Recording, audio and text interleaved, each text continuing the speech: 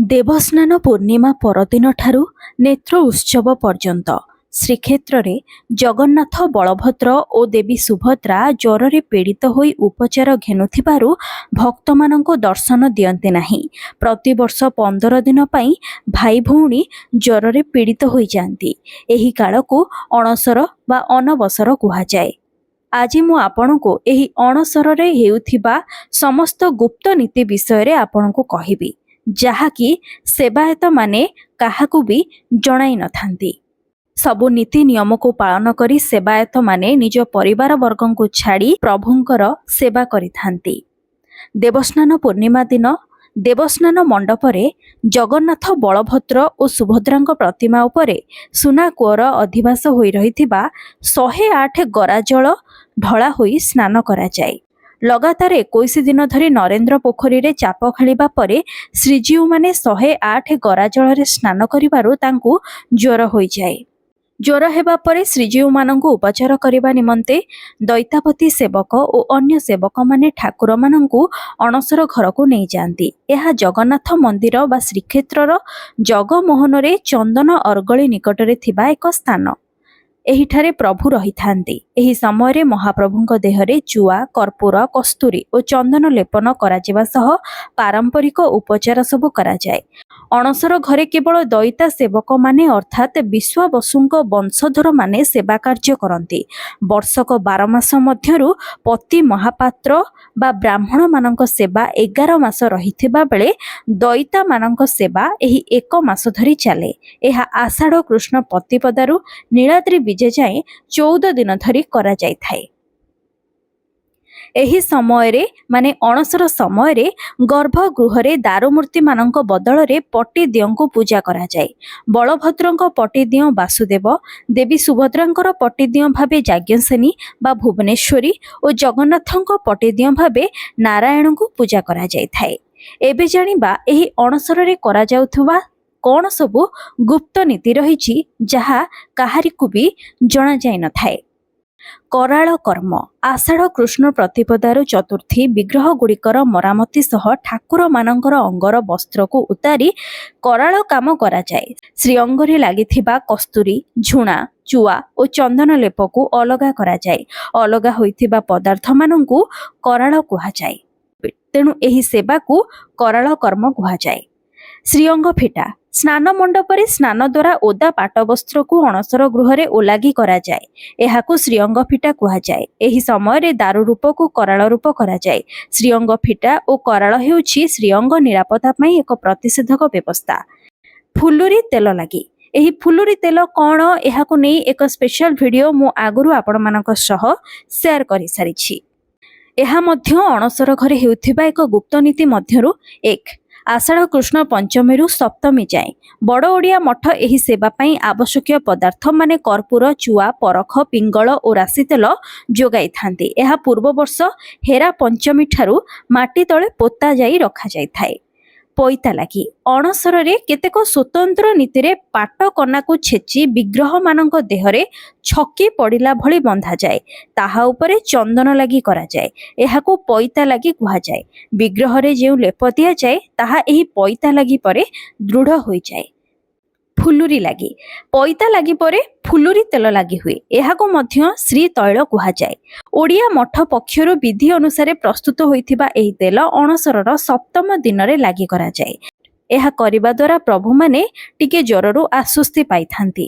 ଶ୍ରୀକପଡ଼ା ଉତ୍ସବ ବା ପଟ୍ଟା ବନ୍ଧନ। ଆଷାଢ଼ କୃଷ୍ଣ ଅଷ୍ଟମୀ। ଏହି ଦିନ ଶ୍ରୀଜୀଉମାନଙ୍କୁ କପଡ଼ା ବନ୍ଧନ କରାଯାଏ। ଶ୍ରୀ ତୈଳ ଘଷାଯିବା ପରେ କ୍ଷୀର, ଅରୁଆ ଚାଉଳ ରନ୍ଧାଯାଇ ପଟ୍ଟସୂତ୍ରରେ ମର୍ଦ୍ଦନ କରାଯାଇ ବନ୍ଧାଯାଏ। ଏହି ପଟ୍ଟସୂତ୍ର ଶ୍ରୀଅଙ୍ଗ ଲାଗି ହୋଇଥିବାରୁ ଏହାକୁ ଶ୍ରୀକପଡ଼ା କୁହାଯାଏ। ମସୃଣ ଲେପନ। ଆଷାଢ଼ କୃଷ୍ଣ ନବମୀ। ଶ୍ରୀକପଡ଼ା ବନ୍ଧାଯିବା ପରେ ସର୍ବାଙ୍ଗରେ ଏକ ଲେପ ଦିଆଯାଏ। ଶ୍ରୀଜୀଉମାନଙ୍କୁ ଚନ୍ଦନ, କର୍ପୂର, ରାଶି ତେଲ ଏବଂ ଝୁଣା ଇତ୍ୟାଦି ଲେପନ କରାଯାଏ। ଚକା ବିଜେ। ଆଷାଢ଼ କୃଷ୍ଣ ଦଶମୀ। 3ଟି ମୁଗୁନି ପଥରର ଚକା ଅଣସର ପିଣ୍ଡିରେ ରଖାଯାଇ ବିଗ୍ରହଙ୍କୁ ଏକ ଚକା ଉପରେ ବିଜେ କରାଯାଏ। ପାରମ୍ପରିକ ରୀତିମତେ ଦଶମୀ ତିଥିରେ ଶ୍ରୀ ବିଗ୍ରହଙ୍କୁ ଆରୋଗ୍ୟ ହେବା ନିମନ୍ତେ ରାଜବୈଦ୍ୟଙ୍କ ପ୍ରସ୍ତୁତ 10 ମୂଳ ମୋଦକ ସେବନ କରିବାକୁ ଦିଆଯାଏ। ଏହି ଦଶମୂଳ ମୋଦକ ବେଲ ଛେଲି, ଗମ୍ଭାରୀ, ଫଣଫଣା, ଅଗବଥୁ, କୃଷ୍ଣପର୍ଣ୍ଣି, ଶାଳପର୍ଣ୍ଣି, ଅକ୍ରାନ୍ତି, ପାଟେଳି ଓ ଲମ୍ବି କୋଳି ଆଦି ଚେରମୂଳିରୁ ପ୍ରସ୍ତୁତ ହୋଇଥାଏ। ଚନ୍ଦନ ଲାଗି ଆଷାଢ଼ କୃଷ୍ଣ ଏକାଦଶୀ ଶ୍ରୀଜୀଉମାନଙ୍କୁ ଚନ୍ଦନ, କର୍ପୂର, ଚୁଆ, କସ୍ତୁରୀ ଓ କୁଙ୍କୁମ ଇତ୍ୟାଦି ମିଶ୍ରିତ କରି ଲେପନ କରାଯାଏ। ଠାକୁରମାନେ ସୁସ୍ଥ ହୋଇଥିବାରୁ ଏକାଦଶୀ ଠାରୁ ଅଣସର ଘରେ ଠାକୁରମାନଙ୍କ ପୂଜା ସମୟରେ ଘଣ୍ଟ ବାଜିବା ସହ ଭୋଗରେ ତୁଳସୀ ପଡ଼ିଥାଏ। ଖଡ଼ି ଲାଗି ସେହିଦିନ ରାତିରେ ବିଗ୍ରହମାନଙ୍କୁ ଖଡ଼ି ଲେପ ଦିଆଯାଏ। ଓଷୁଅ ଲାଗି ଓ ରାଜପ୍ରସାଦ ବିଜେ ଆଷାଢ଼ କୃଷ୍ଣ ଦ୍ୱାଦଶୀ ମହାପ୍ରଭୁଙ୍କର ଦେହରେ ଯେଉଁ ଔଷଧ ଲାଗି ହୁଏ ତାହା ଏକ ପ୍ରକାରର ସ୍ୱତନ୍ତ୍ର ବିଧିରେ ପ୍ରସ୍ତୁତ କରାଯାଏ। ରାଶି ତେଲରେ ଝୁଣା, କର୍ପୂର, କସ୍ତୁରୀ ଓ କେତେକ ସୁଗନ୍ଧିତ ଦ୍ରବ୍ୟ ମିଶାଯାଇ ଏହାକୁ ରନ୍ଧାଯାଏ। ଶ୍ରୀଅଙ୍ଗରୁ ଯେଉଁ ଔଷଧ, କରାଳ, ଚନ୍ଦନ ଓ ପାଟଡୋର ଝରି ପଡ଼େ ତାହା ରୂପା ଥାଳିରେ ସଂଗ୍ରହ ହୁଏ। ଏହାକୁ ନିର୍ମାଲ୍ୟ କୁହାଯାଏ। ଏହାକୁ ନେଇ ଦୈତାପତି ଓ ପତି ମହାପାତ୍ର ସେବକମାନେ ଶ୍ରୀନହରକୁ ଯାଇ ଜଗନ୍ନାଥଙ୍କ ସୁସ୍ଥ ହେବା ଖବର ଦିଅନ୍ତି। ଅଣସର ତ୍ରୟୋଦଶୀ ଆଷାଢ଼ କୃଷ୍ଣ ତ୍ରୟୋଦଶୀରେ ଏହାକୁ ପାଳନ କରାଯାଏ। ଶ୍ରୀଜୀଉମାନଙ୍କର ଘଣା ଲାଗି ଓ ପାଟଡୋରେ ଖଡ଼ି ପ୍ରସାଦ ଓ ଖଳି ପ୍ରସାଦ ଲାଗି ହୁଏ। ଗହମ ଗୁଣ୍ଡ କନାରେ ଛଣା ହୋଇ ଖଳି ପ୍ରସାଦ ପ୍ରସ୍ତୁତ କରାଯାଏ। ଶଙ୍ଖକୁ ପୋଡ଼ି ଯେଉଁ ଭସ୍ମ ବାହାରେ ତାହା ଖଡ଼ି ପ୍ରସାଦ ଭାବେ ଜଣାଯାଏ। ବନକ ଲାଗି ଆଷାଢ଼ କୃଷ୍ଣ ଚତୁର୍ଦ୍ଦଶୀ ଦତ୍ତ ମହାପାତ୍ର ସେବକମାନେ ଗାଢ଼ ହେଙ୍ଗୁଳ, ଶୁଦ୍ଧ ଶଙ୍ଖ, ଅଁଳା, ତମ୍ବା, କଜ୍ଜଳ, କୁଙ୍କୁମ, ହରିତାଳ, ଫୁଲ ଖଡ଼ି ଗୁଣ୍ଡ କରି ରାଶି ତେଲ ମିଶାଇ ଏକ ରଙ୍ଗ ପ୍ରସ୍ତୁତ କରନ୍ତି। ବନକ ଲାଗିରେ ଶ୍ରୀଜୀଉମାନଙ୍କର ରୂପକାମ କରାଯାଏ। ଚକା ଅସରପ ନୂତନ କନା ଓ ତୁଳାରେ ଯନ୍ତ୍ର ଆକାରରେ ପ୍ରସ୍ତୁତ ହୋଇଥିବା ଏବଂ ଶାସ୍ତ୍ରୀୟ ବିଧିରେ ତଥା ସାବରତନ୍ତ୍ର ପରମ୍ପରାରେ ସଂସ୍କାରିତ ହୋଇଥିବା ଏକ କୋମଳ ଚକା ସଦୃଶ ଗୋଲ ଆସନକୁ ବିଗ୍ରହଙ୍କୁ ଲାଗି କରାଯାଏ। ଏହାକୁ ଚକା ଅସରପ ନୀତି କୁହାଯାଏ। ଏହି ଦିନ ହିଁ ଅଣସରର ଶେଷ ଦିବସ ହୋଇଥାଏ। ନବଯୌବନ ଦର୍ଶନ ଆଷାଢ଼ ଅମାବାସ୍ୟା ବା ଉଭା ଅମାବାସ୍ୟା ବୋଲି ଆମେ ଯାହାକୁ ଜାଣିଥାଉ। ଏହି ଦିନ ନୂତନ ଚିତ୍ରିତ ଠାକୁରମାନଙ୍କୁ ସର୍ବସାଧାରଣଙ୍କ ଦର୍ଶନ ନିମନ୍ତେ ଉଭା କରାଯାଇଥାଏ। ତେବେ ଶ୍ରୀ ଜଗନ୍ନାଥଙ୍କ ଅଣସର ଦୁଇ ପ୍ରକାରର ପାଳିତ ହୁଏ, ସାଧାରଣ ଅଣସର ଏବଂ ମହା ଅଣସର। ସାଧାରଣ ଅଣସର କ'ଣ? ଏହା 15 ଦିନ ପାଇଁ ପ୍ରତିବର୍ଷ ଗୁଣ୍ଡିଚା ପୂର୍ବରୁ ପାଳିତ ହୁଏ।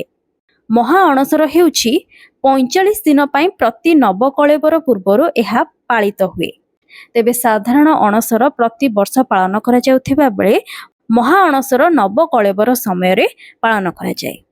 ତେବେ ଆଶା ଅଛି ଏବେ ଆପଣ ଜାଣିସାରିଥିବେ ଆମ ମହାପ୍ରଭୁଙ୍କର ଅଣସର ଘରେ କେଉଁ ସବୁ ଗୁପ୍ତ ନୀତି ପାଳନ କରାଯାଏ, କିଭଳି ଭାବେ ଆମ ଠାକୁରମାନଙ୍କର ସେବା କରାଯାଏ, ସେମାନଙ୍କ ଜ୍ୱରକୁ ଛଡ଼ାଯାଏ। ଯଦି ଅଣସରର ଏହି ଗୁପ୍ତ ନୀତିକୁ ନେଇଥିବା ଆଜିର ଏହି ସ୍ୱତନ୍ତ୍ର ଭିଡ଼ିଓଟି ଆପଣଙ୍କୁ ଭଲ ଲାଗିଛି ତେବେ ଏହାକୁ ଲାଇକ୍ କରନ୍ତୁ ଏବଂ ଖୁବ୍ ମାତ୍ରାରେ ସେୟାର କରନ୍ତୁ। ଆମ ମହାପ୍ରଭୁଙ୍କ ସହ ଜଡ଼ିତ ଏହି ସ୍ୱତନ୍ତ୍ର ଭିଡ଼ିଓଟି ଆପଣଙ୍କୁ କିଭଳି ଲାଗିଲା ମୋତେ କମେଣ୍ଟ ମାଧ୍ୟମରେ ନିହାତି ଜଣାଇବେ। ରାଜ୍ୟ ତଥା ଆମ ସହର ସହ ଜଡ଼ିତ, ଆମ ଭଗବାନଙ୍କ ସହ ଜଡ଼ିତ ଏଭଳି ଅନେକ ରହସ୍ୟମୟ ଖବର ସମ୍ପର୍କରେ ଯଦି ଆପଣ ଜାଣିବାକୁ ଚାହୁଁଛନ୍ତି ତାହେଲେ ଆଜି ହିଁ ମୋ ଚ୍ୟାନେଲକୁ ସବସ୍କ୍ରାଇବ୍ କରନ୍ତୁ।